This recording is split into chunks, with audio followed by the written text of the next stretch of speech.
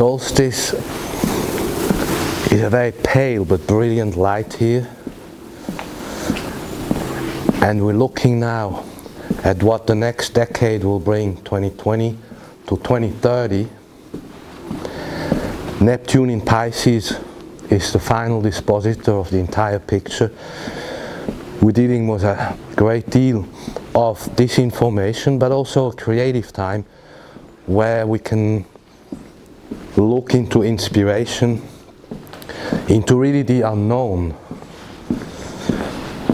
And the Sagittarius planets, they talk to us about new teachings, wisdom, Oriental wisdom, far away. It's an international signature. And also that speaks to the truth, what actually is reality.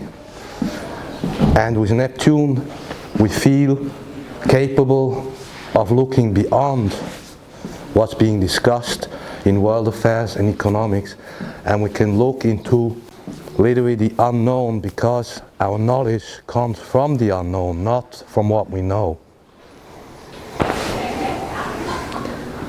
The astrology for 2020 is on now in exactly 1 year, 11th of January 2020.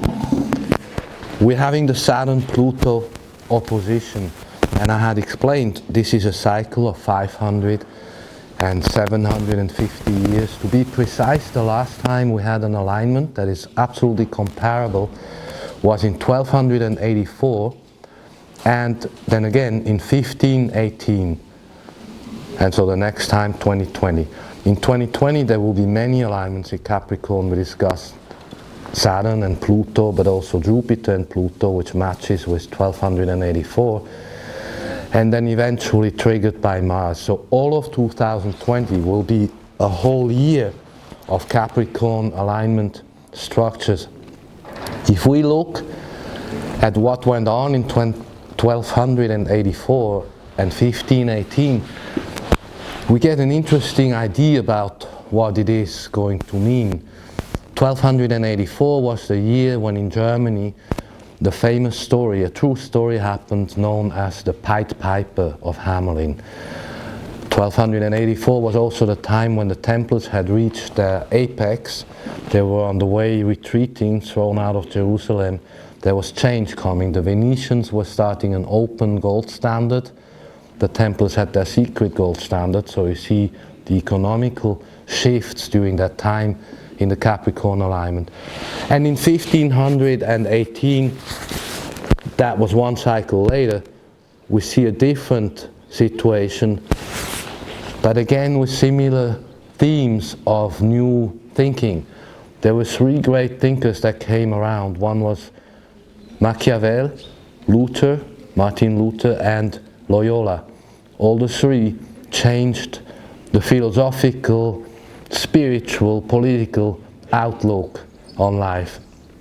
And during that time, an entirely new political landscape started in Europe. So 2020 is going to be a time where we're going to see the technological changes translating into the economy and of course into world affairs. Because it's in Capricorn, it will affect all the institutions and government and the transactions of how the world will continue to function. At the same time, there is also Uranus in Taurus, we'll have to talk about it, and Chiron in Aries. We have many switches, Chiron going into Aries, that's a 47-year cycle, and Uranus an 84-year cycle into Taurus. Uranus in Taurus essentially means cryptocurrency. It means a change in what money is about, a change of what trading and the value, the store of value means. Land reforms, we see in South Africa what that can mean, land reforms. There is going to be a change coming, yes, in what does a transaction mean, how are transactions going to be completed in the future. And this is a cycle that will take 7 years in Taurus with Uranus. The alignments to the Pluto Saturn position are actually helpful from the Pisces side. We'll talk also about Neptune in Pisces. the age of disinformation, and what all this is going to represent for mankind during the next, say, 7 years into 2025, when Saturn and Neptune will meet on the cusp Pisces Aries.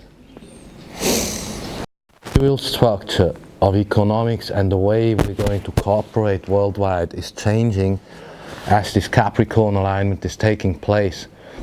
The alignment takes a whole year.